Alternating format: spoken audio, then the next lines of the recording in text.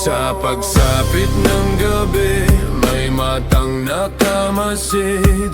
Tigbalang sa dilim, humabol sa paligid. Kapre sa punong kahoy, usok ang bumabalot. Maligno sa anino, lihim na sumasagot. Mga kwento ng lagim, di mo kayang itanggi. Dilim ng alaala, ligtas ka ba ngayong gabi? Kilabot Pinoy Horror Story, mga hiwagang sa dilim, bumabalik. Kilabot Pinoy Horror Story. Ligtas ka ba o sa takot ka matitigatig?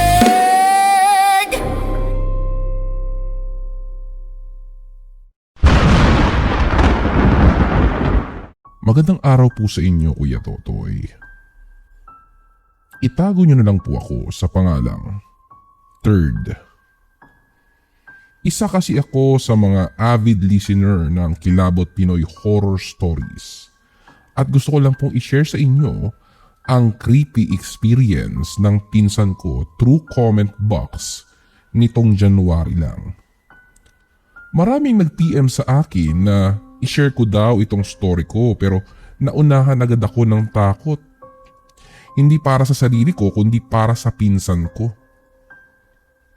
Pero ngayon, na medyo okay na at alam kong super lakas na ng pinsan kong grade 5 dahil na rin sa mas pinalakas niya ang pananampalataya niya.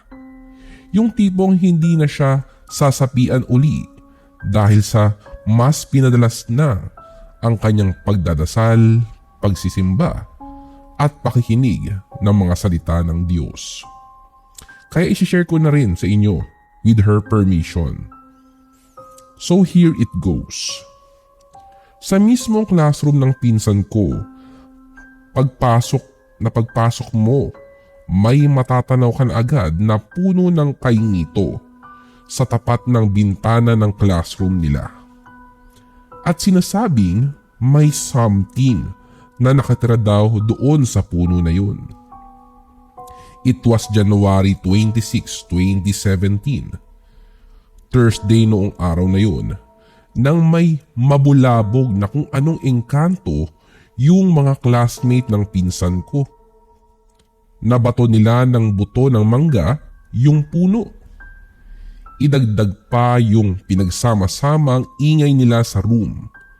Kaya nagsimulang manggulo ang pamilya ng engkanto sa section nila. Absent kasi siya ng araw na yan dahil umuwi siya sa kanila at kinabukasan lang siya umuwi. Friday noon. That day, 3 p.m., sinapian na yung tatlong mga estudyante na nagkasala sa mga engkanto. Akala ng mga guro, biruan lang ito ng mga estudyante. Pero iba yung pakiramdam ng lahat. Nagsimula ng mag-iyakan lahat hanggang sa nagpasalin-salin na yung mga engkanto sa katawan ng iba pang estudyante. At saka lang naalis nang dumating yung mga guro na may dalang rosaryo at Biblia. Pinakaisapan nila ang entity na umalis na. Umalis naman sila ngunit nag-iwan ng mensahe na babalik kami at hindi titigil hanggat hindi namin napaparusahan ang gumawa nito sa amin.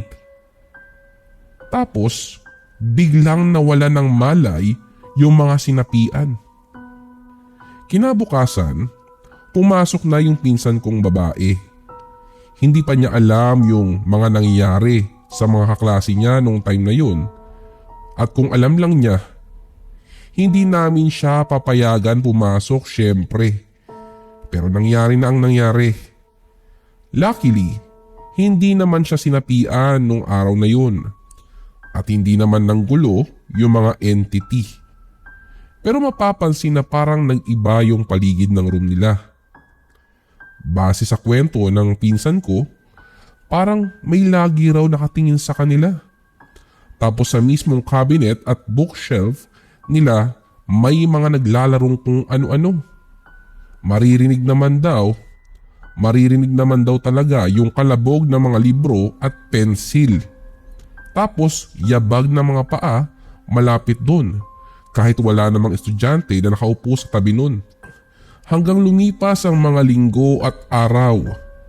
Tuwing Martes at Huwebes ng alas 3 ng hapon, may mga sinasapian sa classroom nila.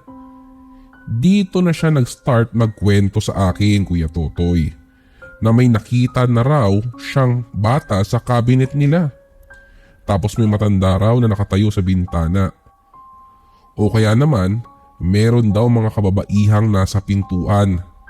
So hindi ko na muna siya pinapasok tuwing Tuesday at Thursday kasi syempre ayoko siyang masapian. Pero nangyari na. February 14, Friday. Excited pa nga siyang pumasok kasi may report or activity daw sila sa kanilang paaralan. Pinayagan namin siya pumasok kasi Tuesday at Thursday naman yung mga nanggagambala sa classroom nila. 5:30 ng hapon na yon nang pumunta sa amin at sinabihan kaming pumunta daw agad-agad sa school ng pinsan ko. Tinanong namin kung bakit tapos sabi ni Manong, "Bilisan nyo na! Nagkakagulo na doon! Baka kung ano pang mangyari sa pinsan mo!" May dinner date pa sana kami ng jowa ko noong mga oras na yun pero pinakansila na namin dahil mas mahalaga ang pinsan ko. Kasama ko pa ang nanay ko at ang kapatid kong lalaki sa school noon para sunduin yung pinsan ko. Pagpasok namin, iba na agad yung ihip ng hangin. Unti-unting lumalamig. Bawat akbang namin parang may kung anong pumipigil sa amin para marating ang kinaroroonan ng pinsan ko. Hanggang sa nakasalubong namin ang iba pang guro at sinabi sa amin na andun raw sa klinik yung sinapian. Dali-dali kaming pumunta sa klinik at nadatnan namin ang pinsan ko kasama ang iba pa niyang mga kaklase. Hinang-hina at walang malay. Awang-awa ako sa itsura ng pinsan ko, Kuya Totoy. Hindi siya makagalaw at tanging hikbi lang ang naririnig namin sa kanya. Inikot ko ang mata ko sa paligid. Alam kong hindi lang kami ang nasa loob ng klinik na yun. May iba pa kaming kasama. Nakita ko ang mga nakikita ng pinsan ko. Lahat sila ay galit. Pulang-pula ang kanilang mga mata. Yung pinsan niyo po, ma'am, ang sobrang hinang-hina sa nangyaring ito. Siya po ang pinagtulungan ng matandang engkanto at batang lalaki. Dalawa po ang sumapi sa kanya. Pag-agaw atensyong sambit ng guro ng aking pinsan. Tumango lang ako.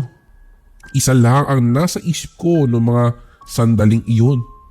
Kailangan naming makauwi agad upang mapadasalan siya. Nagtulong kami ng nanay ko habang akay-akay namin siya palabas ng school. Agad namin siyang sinakay sa pulang tricycle at dali-dali kami umuwi. Sumakay ako sa tabi ng driver.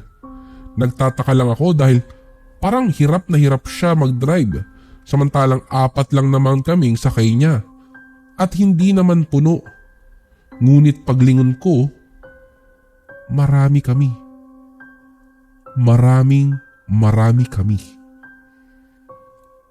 Hanggang dito na lang po ang kwento ko, Kuya Totoy. Muli, ito po si Third at ito ang kwentong kilabot ko. Nagustuhan mo ba ang kwento natin ngayon sa Kilabot Pinoy Horror Stories? Like and subscribe na sa aming YouTube channel. Give us 5 stars rating. Kung may sarili kang nakakatakot na kwento, ipadala ito sa aming Facebook page o sa kilabotstories2021@gmail.com. Huwag kalimutang i-click ang follow button at notification bell sa Spotify para sa updates sa bagong episodes. Hanggang sa susunod na kwentuhan, mga repakol! Paalam!